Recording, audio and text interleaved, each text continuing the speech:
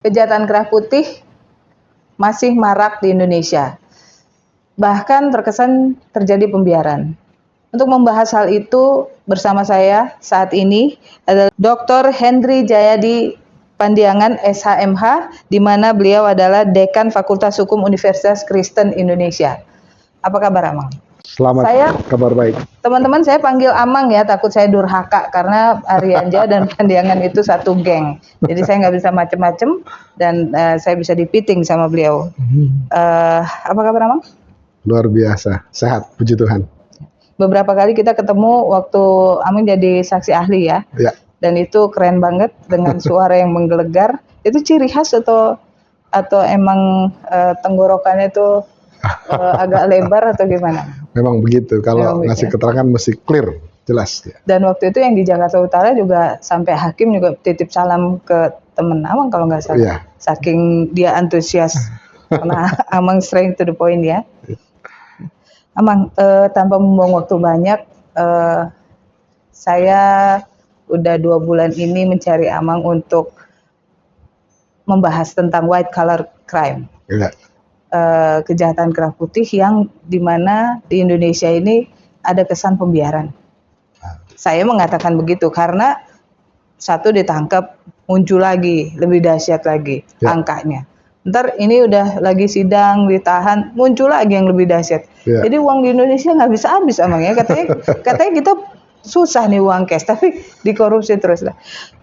Boleh Amang menjelaskan ke para pendengar di Hukum ID itu apa yang dimaksud dengan kejahatan kerah putih menurut pandangan Amang sebagai seorang akademisi? Ya, kalau bicara kejahatan kerah putih, ini kan kalau kita bicara dari aspek historikalnya, ini istilah white collar crime gitu kan. White putih, collar itu kan kerah. Bukan berarti emang penjahat kerah putih karena pakai baju putih ya? Bukan, janganlah. Jangan, ya. Nah, jadi memang istilah white collar crime itu awalnya yang mencetuskan itu seorang kriminolog dari Universitas Indiana, Amerika, itu namanya Edwin Sutherland.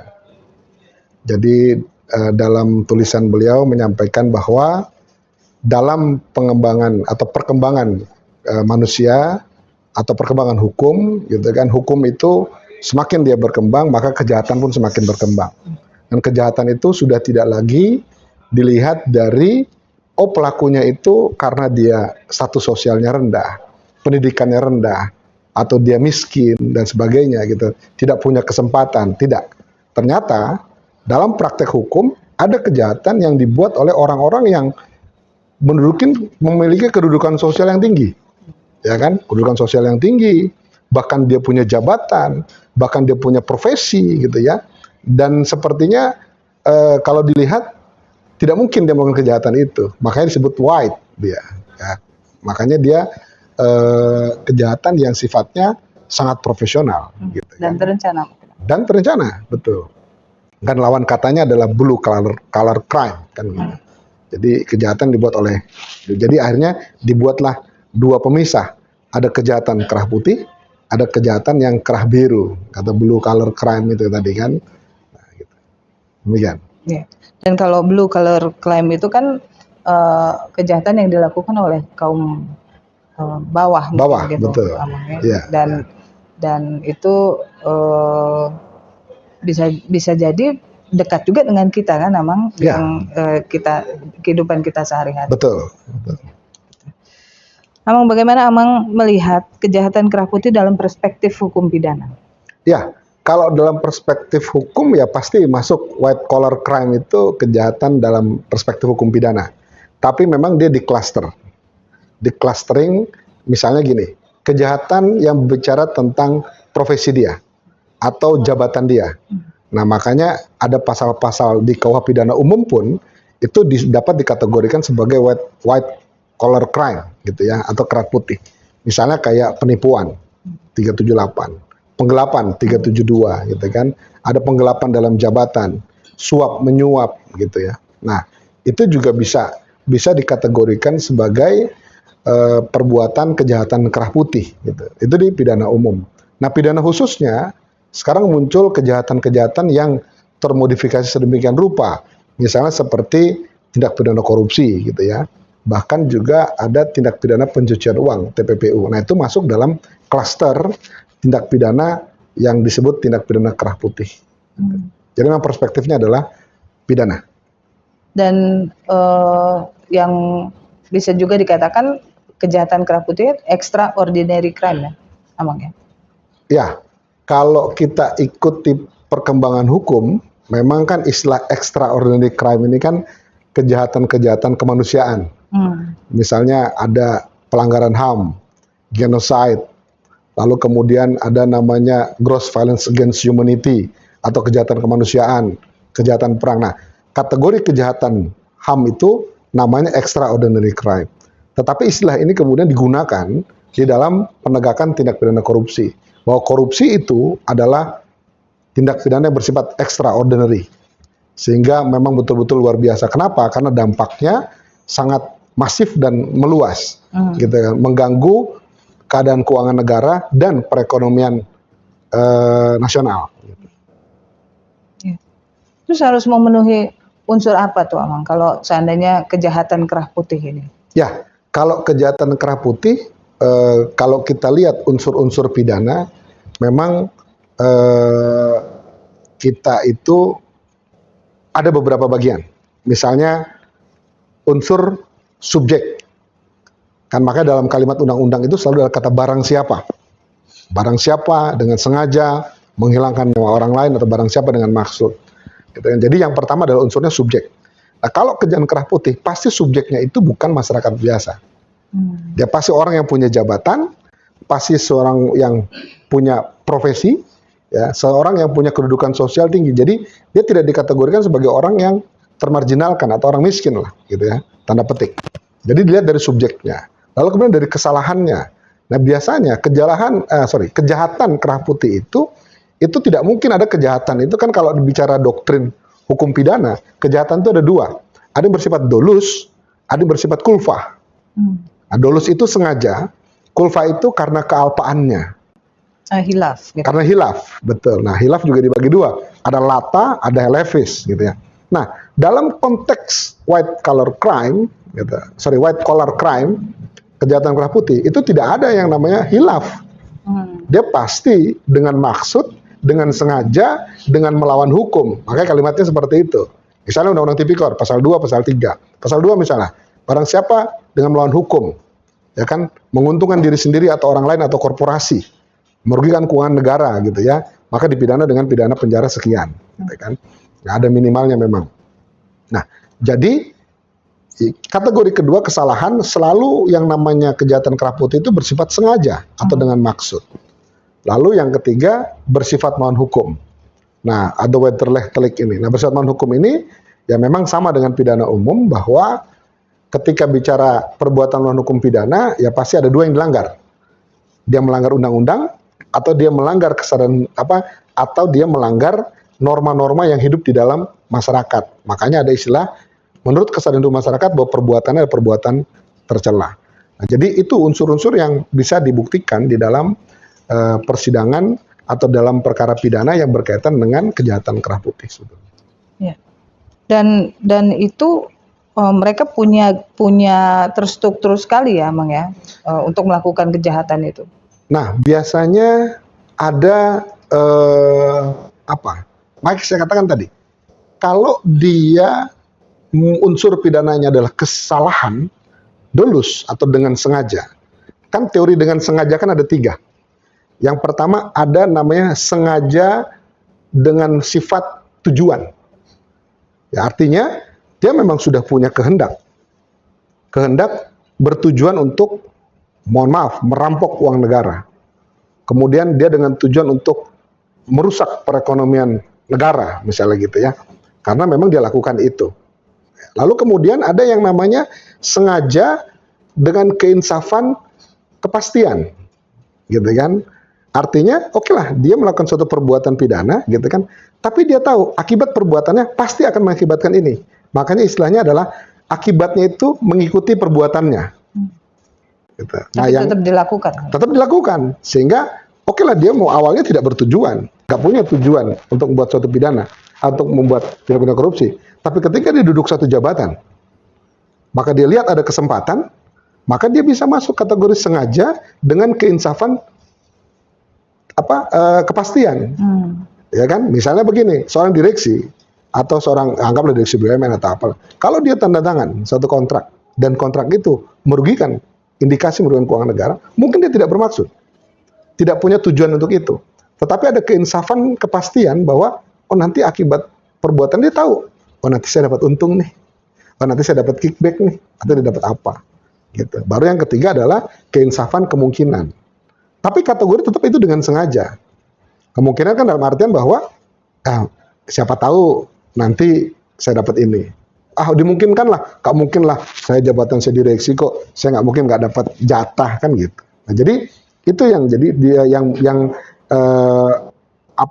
poin yang bisa istilahnya dalam penegakan tindak pidana yang berkaitan dengan kejahatan kerah putih. Sebetulnya itu poinnya. Ya. Tapi bicara masalah kejahatan kerah putih dan kejahatan yang terstruktur itu, Amang. Ya. Kenapa masih tetap ada, Amang? Di Indonesia ya? Kita bicara Indonesia dulu. Ya. Karena satu kasus korupsi bahkan sampai seumur hidup atau apa? Ya. Muncul lagi yang lebih dahsyat. 300 T lah segala macam. Nanti 300 T ini mungkin ribuan T juga nanti ada. Ya. Nah, ini fenomena apa sih ya? Amang melihat ini fenomena apa? Ya, saya melihat ini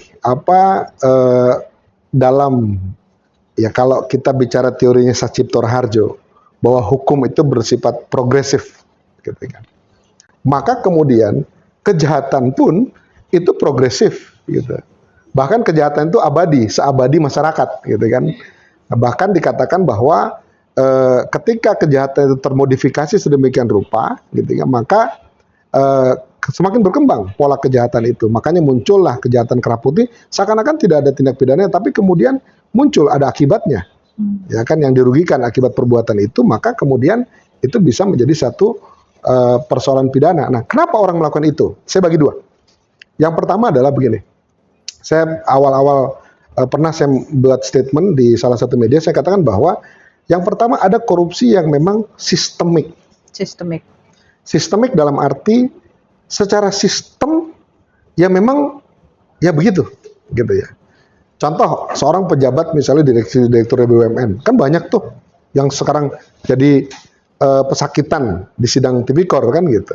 Ya kan, artinya memang mereka ketika mereka muncul, jadi sistem, karena direksi punya kewenangan misalnya untuk menandatangani kontrak, sementara kontrak ini tiba-tiba menimbulkan kerugian negara, gitu, atau kemudian memperkaya diri sendiri atau orang lain. Oke lah, diri sendiri tidak kaya, tapi orang lain diperkaya, kontrak-kontrak jalan tol dan sebagainya, gitu kan. Kayak kasusnya MBZ sekarang kan lagi proses di Pengadilan Tipikor kan, bahkan pembangunan proyek tertentu gitu ya. Nah itu kan artinya sistemik, karena sistemnya membuat mereka menjadi pelaku, gitu kan. Nah yang kedua, ada yang memang yang kedua adalah karakter atau budaya korup dari diri sendiri. Yaitu muncul karena ketidakpuasan, gitu kan. Karena mungkin karena saya melihat bahwa kehidupan para terpidana tipikor itu mereka bukan orang yang kekurangan uang. Mereka bukan orang yang dan tanda petik secara status sosial rendah, enggak. Mereka sudah kaya raya, uangnya sudah banyak. Nah, artinya ada yang namanya tanda petik serakah di sini. Sehingga nah itu yang sulit, karakter itu. Nah, sekarang banyak muncul karena memang seperti itu, karena sistemik dan juga karakter. Gitu. Nah, seperti itu, makanya kan semboyannya KPK kan berani jujur itu baik, gitu kan. Nah, artinya memang itu yang dihajar adalah bagaimana karakter anti korupsi itu dibangun sebetulnya. Tapi kalau bicara masalah karakter atau Amang bilang tadi budaya korup ya, itu kan susah untuk diantisipasi itu, karena kan dari dalam kan. Betul. Apakah itu berkaitan dengan konsumtif atau makin perkembangan zaman nih makin edan, terus banyak sekali barang yang ini, jadi dia makin needs atau apa kebutuhan itu makin atau gimana? Ya, jadi memang kalau saya sih melihat begini, Jadi ya mungkin salah satunya adalah konsumtif tadi. Artinya konsumtif artinya gini, ya mungkin ada pola pikir ya nggak bisa ngelihat rumput tetangga lebih hijau dari kita. Tetangga punya mobil baru, akhirnya beli mobil baru gitu kan, walaupun uangnya entah dari mana. Nah, tapi bukan itu sih persoalannya. Persoalan adalah kalau bicara karakter itu kan basic, gitu ya, artinya diri sendiri. Lalu kemudian ini kan muncul karena memang dia merasa tidak puas. Pada level ini dia nggak puas, pada level ini tidak puas. Lalu kemudian dipengaruhi oleh lingkungan sosial, misalnya si Anu jabatannya ini kok sudah begini, kok saya masih gini-gini aja gitu kan. Lalu kemudian muncullah iming-iming dan sebagainya. Karena kan tindak pidana korupsi itu muncul tidak sendiri, pasti ada lawannya, pasti ada partnernya gitu kan. Makanya yang tadi yang apa Rizka bilang terstruktur, ya terstruktur sistematis malah gitu kan. Artinya memang sistematis dia sehingga dilakukan tidak oleh satu orang gitu kan, pasti ada banyak yang ininya. Dan Amang, aku mau bahas sedikit melenceng sebelum pertanyaan yang lain itu Ya. ke tidak pastinya. Tadi Amang sudah singgung masalah banyak direktur BUMN, BUMD yang sekarang terseret menjadi pesakitan kan Ya. gitu. Kita karena sudah diketahui publik, ada salah satu contoh kasus yang Pertamina, Ya. yang masalah gas itu. Ya. Nah itu kan Ibu Karen ini tidak menandatangani, jadi sudah habis. Nah tapi Ya. sekarang dia disidangin tuh, Mang, dengan kasus dugaan korupsi. Ya. Nah itu white collar crime bukan sih, atau apa sih ini? Karena batasan kerugian negara itu kan nggak Ya. jelas. Ya. Yang dimaksud dengan kerugian negara itu siapa yang hitung? Ya. KPK, BPK, atau siapa gitu? Ya. Ya. Ya. Gimana kalau menurut? Ya. Jadi memang mohon maaf saya tidak bisa mengomentari memang perkara yang sudah berjalan karena itu memang sudah kewenangan dari pengadilan. Tetapi menurut pengamatan saya, yaitu saya katakan tadi, ada namanya korupsi yang bersifat sistemik. Sistemik ya. Karena sistemlah kemudian dia menjadi divonis korupsi, gitu kan. Contoh misalnya yang tadi dikatakan bahwa padahal kan yang dia tanda tangani kan sudah bukan, dia tidak pernah tanda tangan, lalu dia tidak menjabat apapun dan sebagainya. Nah jadi memang ini yang menjadi fenomena sekarang. Makanya saya sih mengutip teorinya Lawrence Friedman dalam namanya teori sistem penegakan hukum. Itu penegakan hukum itu dipengaruhi oleh 3 hal. Yang pertama adalah legal substance. Legal substance itu adalah bicara tentang aturannya. Aturan hukumnya seperti apa. Jadi aturan hukumnya bagus gitu ya. Nah maka penegakan hukum bisa berjalan dengan baik. Gitu ya. Tapi dia tidak berdiri sendiri. Ada yang kedua namanya legal structure. Nah ini bicara aparat penegak hukumnya. Mumpuni nggak aparat penegak hukumnya untuk membongkar perkara itu? Ya kan? Nah sekarang pertanyaannya, kalau misalnya ada aparat penegak hukum, undang-undangnya sudah bagus, lalu kemudian aparat penegak hukumnya tidak profesional dalam hal menegakkan hukum misalnya, gitu kan? Harusnya bukan dia yang bertanggung jawab, tapi dikejar gitu. Kesalahannya dikejar. Yang namanya orang kalau dicari kesalahannya pasti dapat kesalahannya kan gitu. Baru yang ketiga adalah legal culture, budaya hukum masyarakat kita seperti apa. Nah ini juga sangat mempengaruhi proses penegakan hukum itu sebetulnya. Nah kaitan dengan masalah kasusnya Bu Karen tadi, memang pengamatan saya melalui media memang saya melihat ya jujur dia sudah pernah divonis satu perkara kan gitu, kemudian dilanjutkan lagi. Nah memang ini yang harus apa sih tujuan hukum itu? Tujuan hukum itu kan kepastian, ya kan, kemanfaatan dan keadilan. Perspektif kepastian hukum, kemanfaatan dan keadilan itu bukan hanya perspektif dari masyarakat gitu ya. Saya bicara ini bukan dalam arti kemudian melindungi koruptor gitu ya, enggak juga. Dalam artian, enggak apa-apa. Artinya penegak hukum harus konsisten dia dalam menegakkan hukum. Dalam arti begini, ya kalau memang ada hal yang dilanggar, ya itu dibuktikan. Tetapi kalau tidak ada, jangan dicari-cari. Nah ini kan yang jadi persoalan gitu kan. Makanya saya katakan tadi, yang paling bahaya adalah penegakan hukum tidak pada korupsi yang sistemik itu. Ya kan, artinya saya tanda tangan kan karena posisinya sebagai direktur. Gak mungkin dirut ikut campur urusan teknis misalnya di bawah, kan tidak mungkin, gitu kan. Nah, tetapi kan tidak bisa kalau bicara penegakan hukum kacamata kuda deh. Tanda tangan harus tahu semuanya, kan gitu. Tapi apa batasannya, Amang, untuk seseorang itu dikatakan bahwa you korupsi, you enggak? Kan sekarang batasan para penegak hukum untuk menetapkan, misalnya kita kasus lagi Bu Karen, itu menurut KPK dia begini, BPK begini, karena kerugian negaranya saja itu berbeda-beda jumlahnya. Ya, inilah memang perdebatan menurut saya yang tidak pernah ada habisnya kalau bicara tentang kerugian negara.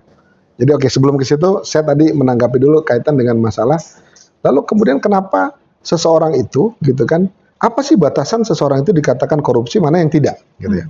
Begini, kalau jabatan dia sebagai seorang direksi perseroan atau direksi BUMN lah gitu ya, menurut pendapat saya kalau dia sudah melakukan good corporate governance, kehati-hatian dalam mengelola project gitu ya, atau mengelola perusahaannya, maka ini dapat dikategorikan dia tidak bisa dikatakan dia melakukan tindak pidana korupsi, asal dia sudah melakukan standar operasional prosedur yang berlaku sebagai seorang direksi gitu ya. Misalnya ya saya kan tanda tangan misalnya, tapi ketika dia verifikasi dulu, tanya dulu ke bagian legalnya, tanya dulu ke bagian yang ininya, biasanya kan memang ada paraf kan di situ kan gitu. Lalu dia cross check betul nggak nih persoalan ini. Nah kalau memang tidak ada gitu kan, sudah tidak ada masalah, oke, dia hanya bertanggung jawab sebatas kontrak yang dia tanda tangani gitu kan. Nah lalu kemudian mana batasan yang dibilang korupsi? Memangnya agak sedikit menurut pendapat saya banyak argumen-argumen yang muncul dalam persidangan begini, akibat perbuatannya dia tidak diuntungkan kok. Jangan salah loh, Undang-Undang Tipikor itu pasal 2 pasal 3 bunyinya menguntungkan diri sendiri atau orang lain. Memang diri sendiri tidak untung, tapi akibat perbuatannya orang lain menjadi untung. Atau korporasi, bahasanya kan begitu. Nah ini yang agak sedikit menurut pendapat saya jadi karet gitu loh. Tapi sebenarnya kalau bicara konsistensi pidana korupsi gitu kan, dibuktikan dulu ada keuntungan pribadi nggak, ada keuntungan sendiri nggak gitu kan. Kan nggak mungkin orang berbuat suatu tindak pidana tidak menguntungkan dirinya gitu kan. Oke orang lain, tapi orang lain ada kickback ke kita, kan terus dibuktikan dulu gitu kan. Nah, menurut saya itu. Lalu kemudian kaitan dengan kerugian negara, memang kalau bicara kerugian negara, yang mendeklar adanya kerugian negara secara konstitusional itu adalah kewenangan BPK, Badan Pemeriksa Keuangan. Secara konstitusional itu ada permanya, saya lupa nomornya itu, ada permanya. Bahkan dia katakan bahwa BPKP, Inspektorat bahkan auditor independen tidak punya hak konstitusional untuk menghitung kerugian negara. Nah, tetapi di perma itu dikatakan hakim dalam hal-hal tertentu dapat menghitung adanya kerugian negara. Sehingga menurut pendapat saya kerugian negara itu menjadi relatif gitu.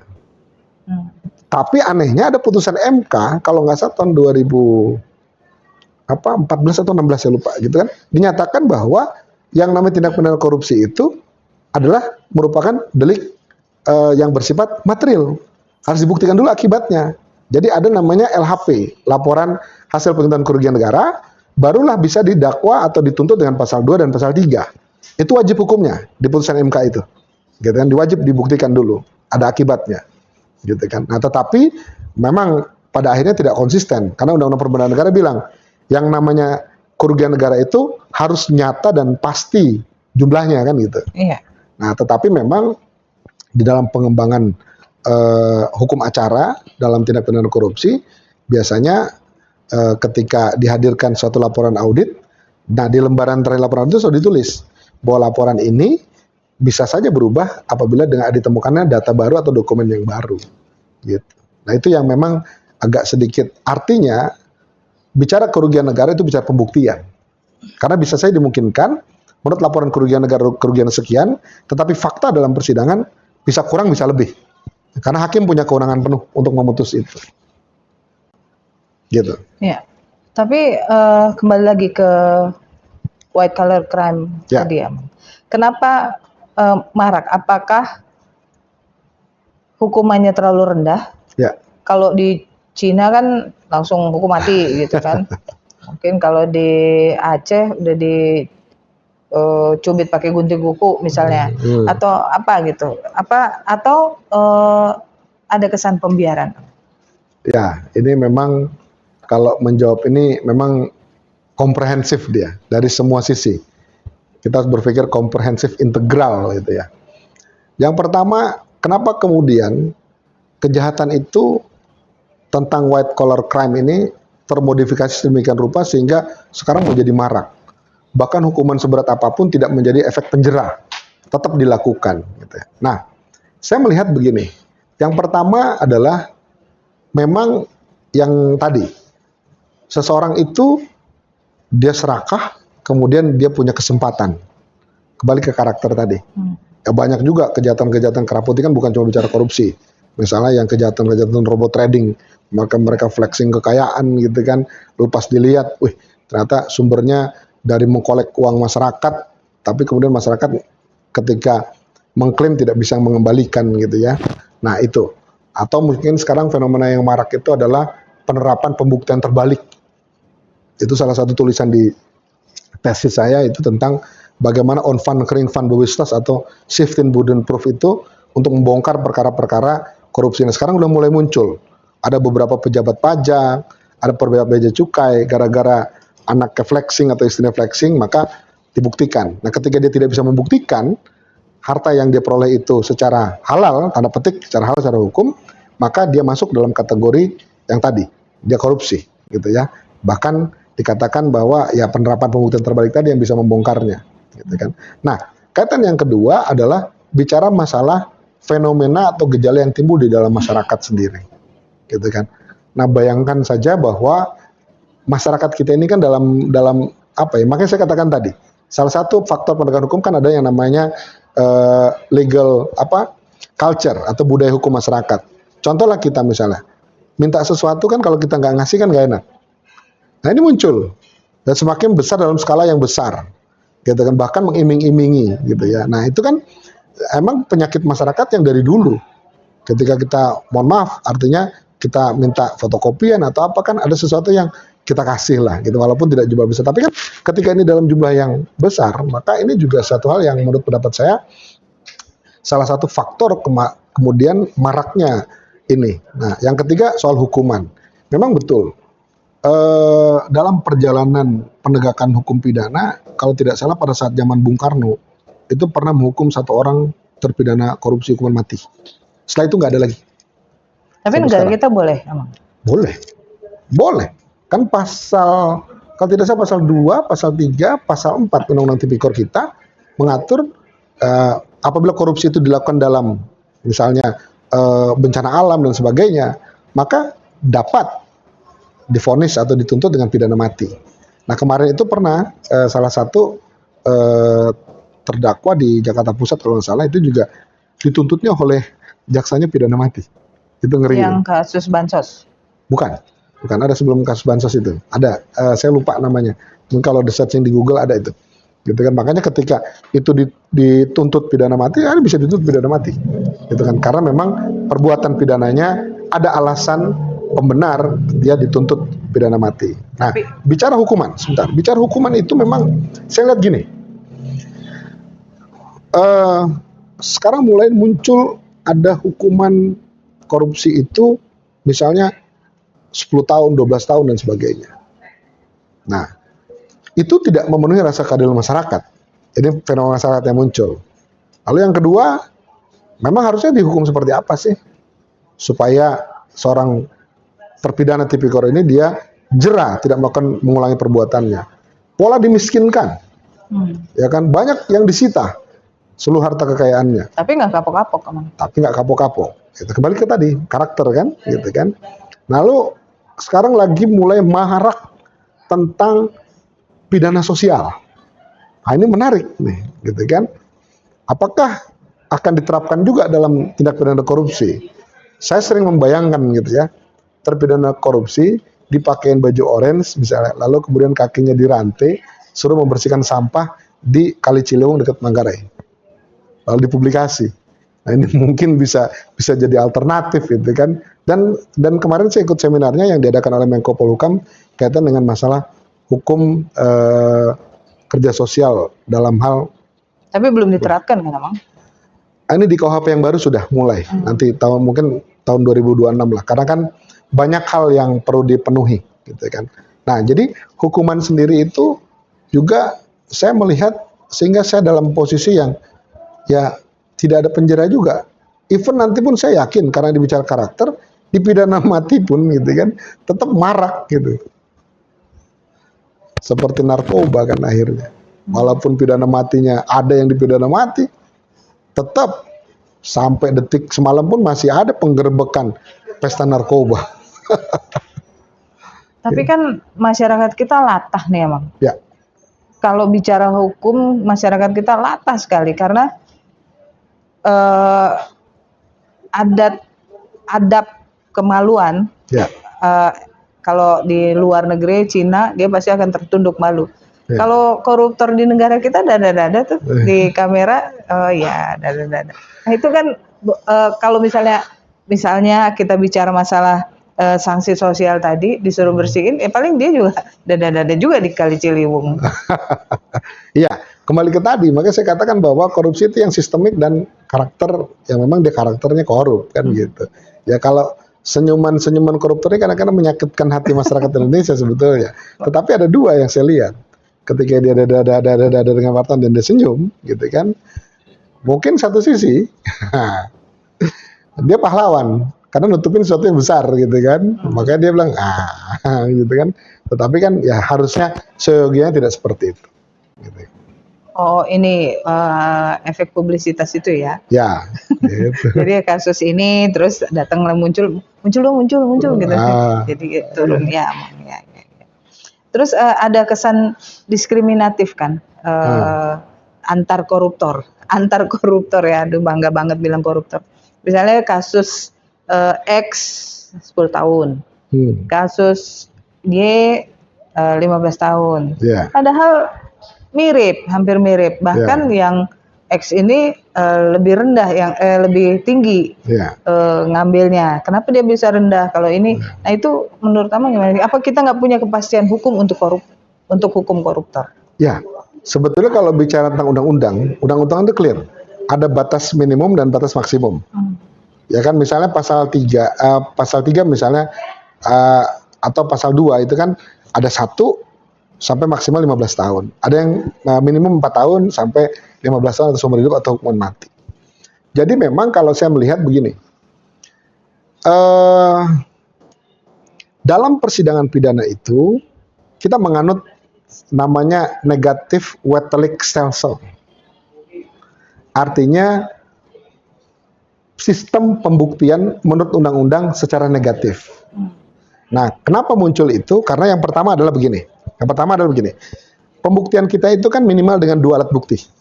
Ya kan? Dan 2 alat bukti itu diperoleh secara sah, secara hukum. Lalu ada yang ketiga, faktor keyakinan hakim dalam memutus perkara itu. Karena KUHP mengatakan bahwa berdasarkan minimal 2 alat bukti dan hati nuraninya, hakim dapat memutus perkara. Gitu kan? Nah, kadang-kadang yang menjadi gray area itu adalah keyakinan hakim. Makanya di dalam suatu tindak pidana itu, hakim bisa menentukan alasan pembenar dan alasan pemaaf, termasuk alasan pemberat seseorang melakukan perbuatan pidana.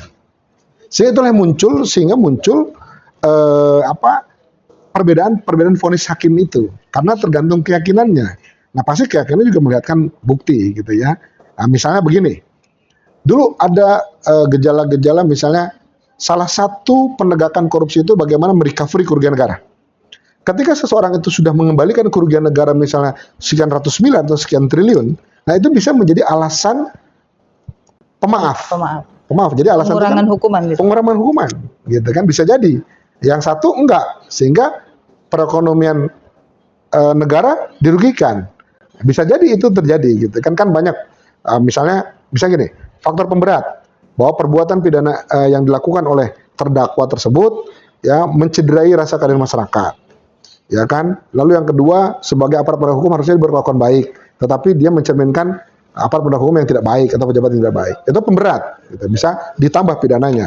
Tapi ada hal yang meringankan. Misalnya terdakwa selama bersidang tidak pernah melakukan pidana, gitu kan? Gitu. Bahkan perbuatannya itu atau bisa dia mengembalikan kerugian negara, bisa jadi. Jadi hal-hal yang meringankan itu. Sehingga menurut pendapat saya sah-sah saja sih, tergantung keyakinan hakimnya. Gitu. Keyakinan dan kedekatan hakim gitu. Enggak. Oh enggak ya.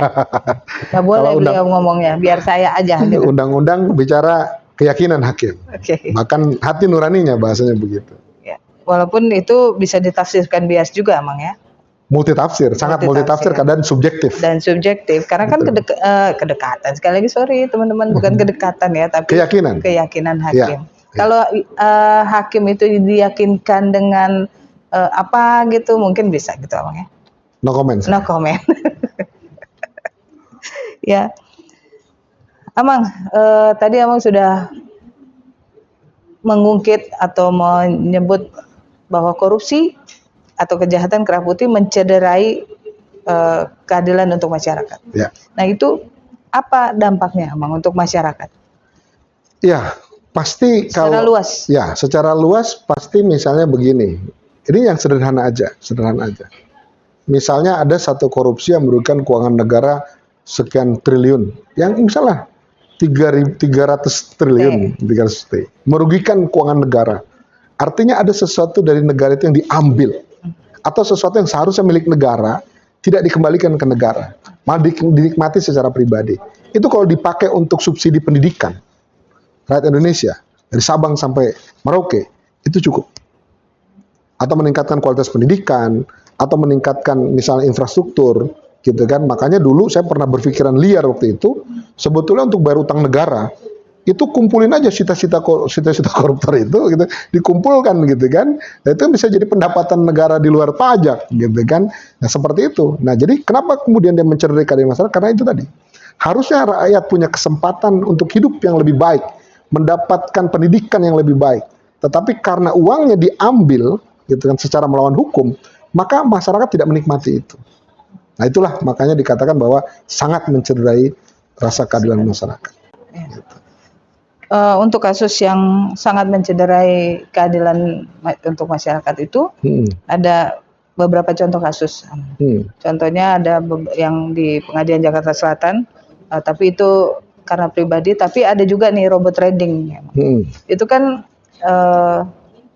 bisa kita bilang kejahatan kerah putih juga ya. Iya. Nah, bisa Amang jelasin di mana robot trading itu merupakan salah satu white collar crime? Ya, jadi menurut pendapat saya itu bisa dimasukkan dalam bentuk kejahatan kerah putih karena dia dilakukan oleh orang-orang yang profesional, meyakinkan orang lain untuk menempatkan dananya di kita. Saya minjem nih uangnya Rizka, ya kan, kalau saya nggak bisa meyakinkan kan nggak mungkin Rizka mau kan gitu, atau iming-iming keuntungan gitu kan, misalnya tanamkan sekian nanti untungnya 15% atau 20% gitu kan, coba cari lagi downline-nya nanti saya kasih lagi keuntungan dan sebagainya.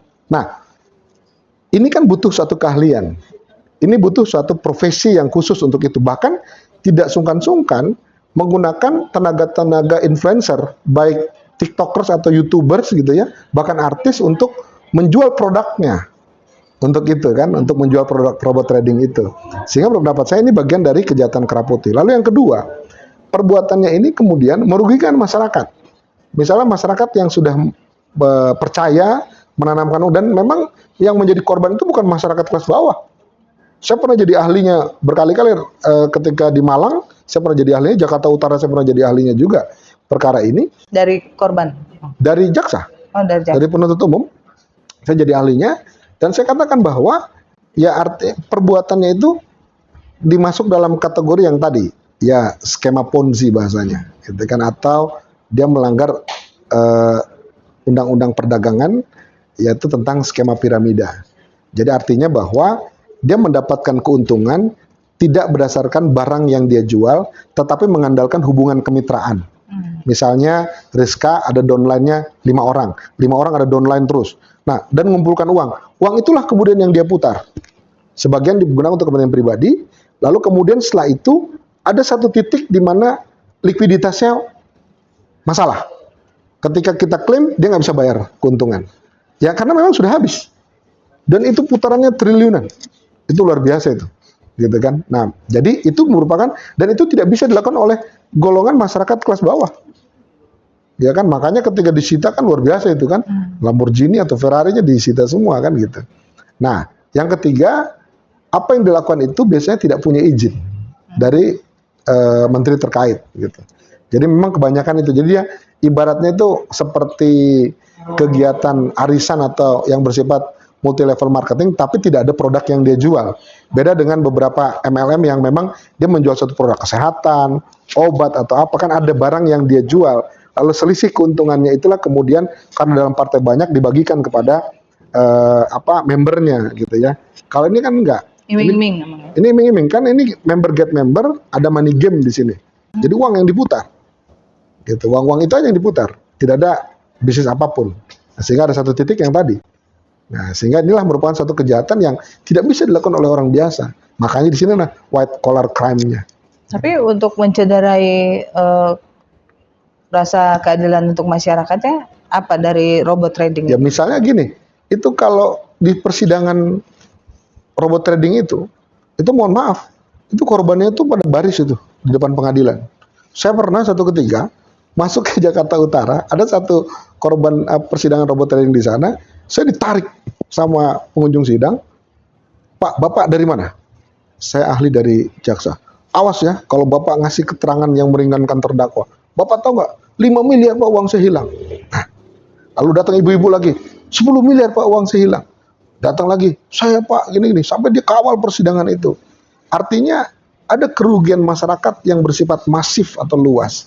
Sehingga itu kemudian nggak fair. Nah, yang kedua adalah pertanyaannya, apakah uang masyarakat itu balik atau tidak? Jawabannya tidak. Disita oleh negara. Kalaupun disita, nggak imbang. Karena kan sudah digunakan untuk kepentingan pribadi. Mau gimana? Kan gitu. Nggak bisa balik sebagian gitu. Boro. Nggak bisa balik boro-boro full. Saya punya satu teman saya. Misalnya gitu kan, ada nanam uang di salah satu lembaga finansial yang kemarin heboh. Gitu kan. Yang sempat masuk pilot juga kan gitu. Dia kumpulkan uang itu, ya kan, selama dia bekerja di bank, terkumpul uang dia 9 miliar. Lalu karena dirayu, diiming-iming dengan keuntungan besar, lalu dia tabungkan uang itu di salah satu lembaga itu. Lalu lembaganya, kalau nggak salah PKP atau pilot gitu kan. Nah lalu kemudian dia stres, nggak bisa klaim. Dan dia bilang, Pak, ini kerja saya selama 40 tahun. Itu baru satu orang. Dan kalau di riset mungkin akan banyak ribuan, ratusan bahkan ribuan orang gitu kan yang mengalami itu. Dan di sini negara kan tidak punya blanket garansi untuk itu. Negara kan tidak punya kewajiban buat mengembalikan itu. Sementara ketika asetnya disita, kan asetnya ini nggak bisa mencukupi untuk membayar semua. Nah itulah, makanya itulah jahatnya di situ menurut pendapat saya. Tapi disita oleh negara, nggak bisa misalnya karena sisa sekian untuk case per case ya, misalnya robot trading atau DNA Pro atau apapun itu namanya, misalnya ada sekian ratus M. Nah itu tinggal 10 M. Nah itu nggak bisa dipotek dikit-dikit bagiin gitu, nggak boleh? Nggak bisa, karena mekanismenya sita itu harus dijual dulu, hasilnya baru dibagikan. Tidak bisa seperti itu. Karena kan ini pidana, bukan kepailitan. Kalau kepailitan kita bicara SKM 73 lagi nih. Iya. Mengapa solusi yang dari sisi Amang sebagai akademisi untuk mengatasi atau melakukan untuk mengantisipasi. Ya, jadi memang kalau menurut saya kembali ke teori tadi. Jadi Lawrence Friedman tadi. Yang pertama adalah legal substance. Jadi itu lebih diperkuat lagi. Jadi lebih diperkuat lagi lembaga-lembaga yang memang dia eksis di bidang penegakan tindak pidana yang bersifat korporasi. Kita punya Kepolisian Republik Indonesia, kita punya Kejaksaan Agung, lalu kita punya KPK. Nah, lembaga-lembaga ini diperkuat secara yuridis, secara undang-undang. Sehingga ketika mereka bergerak, maka ada payung hukumnya. yang mereka lakukan. Itu yang pertama. Yang kedua, legal structure-nya. Legal structure aparat penegak hukum. Nah, kalau saya katakan bahwa ketika kita berkomitmen untuk menjadi aparat penegak hukum yang bergerak dalam penegakan ini, maka kita harus menjadi manusia setengah dewa.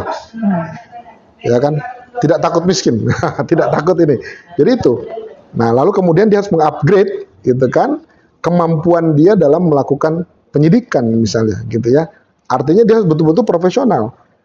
Artinya dia harus menegakkan hukum ya dengan koridor hukum yang ada. Dan dia harus juga berani bahwa ini adalah pelaku utamanya, ini cuma korban. Kan itu hanya orang-orang yang profesional yang bisa melakukan itu. Jadi dia harus mengupgrade dirinya untuk lebih profesional lagi dalam penegakan hukum. Nah, yang ketiga, nah ini legal, yang namanya legal culture atau budaya hukum masyarakat. Nah, budaya hukum kita bahwa banyak juga korupsi yang muncul karena memang kebiasaan hidup dalam masyarakat. Nah, ini juga mulai pendidikan karakter anti korupsi itu harus dilakukan dari mulai PAUD gitu kan. Dan kalau nggak salah KPK punya programnya itu kan, bahwa dari PAUD, SD, SMP sampai mahasiswa pun harus diajarkan pendidikan karakter anti korupsi. Jadi ini yang cuma bisa dilakukan. Karena kalau bicara penegakan hukum, hukuman kayaknya nggak jadi penjara deh. Kita harus antisipasi memang dari awal. Gitu. Ya. Demikian. Jadi Amang lebih mengedepankan preventif mungkin ya dari ya kalau bawah. Ya preventif karena memang kalau bicara tentang proses penegakan hukumnya kan memang sudah berjalan gitu kan. Nah memang agak sulit kita untuk karena memang sudah jalan lah gitu ya. Nah alangkah baiknya kita menyiapkan satu generasi yang memang generasi itu yang ke depan ini menjadi generasi anti korupsi. Amang, apa harapan Amang untuk hukum di Indonesia? Ya, kalau harapan saya tentang hukum di Indonesia itu ya pastilah bahwa hukum itu kan ada istilah dulu itu Hetrech in achter de feiten an. Hukum itu selalu tertatih-tatih mengejar peristiwa. Kadang-kadang peristiwanya dulu baru hukumnya muncul. Gitu kan. Memang sudah seperti itu. Tetapi dalam dinamika hukum sekarang harusnya nggak seperti itu. Harusnya memang hukum itu lebih antisipatif. Jadi kalau bisa bikin hukumnya dulu, gitu kan. Walaupun itu sulit ya, tetapi butuh orang-orang yang pemikir-pemikir visioner yang menegakkan itu. Lalu yang kedua juga ada hal yang harus diperhatikan adalah ya kita tahu bahwa undang-undang atau hukum itu karena produk politik misalnya, gitu ya. Nah ini yang agak bahaya. Nah jadi bedakan antara sebetulnya hukum itu bukan produk politik. Undang-undang itu produk politik karena dibahas oleh lembaga politik. Tetapi kalau hukum is hukum. Hukum adalah panglima. Walaupun dikeluarkan oleh lembaga politik. Hukum itu lebih luas dari undang-undang. Hukum itu bicara penegakan. Jadi bicara tentang undang-undangnya, aparatnya, lalu bagaimana mekanismenya, bagaimana itu hidup di dalam masyarakat. Jadi masyarakat itu sebenarnya udah sangat cerdas lah untuk memahami itu sebetulnya. Jadi pendapat saya ini yang harus dilakukan adalah mendudukkan hukum itu memang sebagai panglima. Artinya negara Indonesia adalah negara Rechtsstaat Pancasila, negara hukum Pancasila, bukan negara Machtstaat atau negara kekuasaan, sehingga harus dipilah. Sekarang banyak yang muncul karena memang sistemik tadi, karena kekuasaan tadi. Itu teman-teman. Tapi apa yang Amang mau sampaikan untuk pemerintah, Amang ini kan beliau ini advokat yang berbaju akademisi, jadi dan kurator juga ya, Mang ya, sudah ya. Kurator juga. Jadi apa yang Amang mau sampaikan untuk pemerintah terkait dengan white collar crime? Ya, kalau saya mungkin kaitan dengan penegakan hukumnya saja. Nah, ketika memang ini kan sebetulnya bukan hanya kewajiban pemerintah untuk melakukan penegakan ini. Karena tugas pemerintah itu hanya melakukan supervisi penegakan hukum. Nah, oleh karenanya, menurut pendapat saya, bagi pemerintah, tolong perhatikan legal culture, legal substance dan legal strukturnya, legal structure-nya, yaitu bagaimana harus diamati, dilihat apakah undang-undang ini masih update atau tidak. apakah penegakan hukum ini sah atau tidak, layak atau tidak dilanjutkan. Karena tidak di dalam masyarakat pun, dalam pengembangan masyarakat pun ada beberapa penegakan korupsi ini kemudian yang kena hanya korbannya saja. Tokoh intelektualnya atau downplayernya atau youth blockernya itu nggak kena. Sehingga kalau bicara penegakan hukum, profesionalisme itu penting gitu ya. Lalu kemudian harus di-upgrade. Upgrade aparat-aparat penegak hukumnya supaya dia betul-betul profesional ketika menegakkan hukumnya. Jangan sampai penegakan hukum dilakukan menghukum orang yang salah. Itu saja. Dan walaupun sekarang banyak terjadi ya, Apa yang terjadi? menghukum orang yang tidak bersalah, mungkin gitu. Iya. Fenomena. Beliau no comment kalau masalah itu. Pokoknya kalau yang ngejelek-jelekin nggak boleh ya, cukup anaknya aja. Saya. Oke, terima kasih teman-teman. Tadi sudah kalian dengarkan tentang white collar crime dan apa yang boleh dan tidak boleh dilakukan. Itu satu SKS. Jadi saya sekarang ada nyempil di ruang kerja beliau, walaupun di meja kerjanya banyak berkas. Terima kasih Amang waktunya. Mungkin nanti saya minta waktunya untuk membahas satu kasus, tapi kalau sudah putus. Siap. Yang kita masuk ke, kalau ini kan umum ya. Kalau nanti aku pengen banget bahas untuk satu kasus itu, menarik. Baik. Terima kasih teman-teman. Sampai jumpa. Terima kasih, sampai jumpa. Terima kasih Amang. Thank you.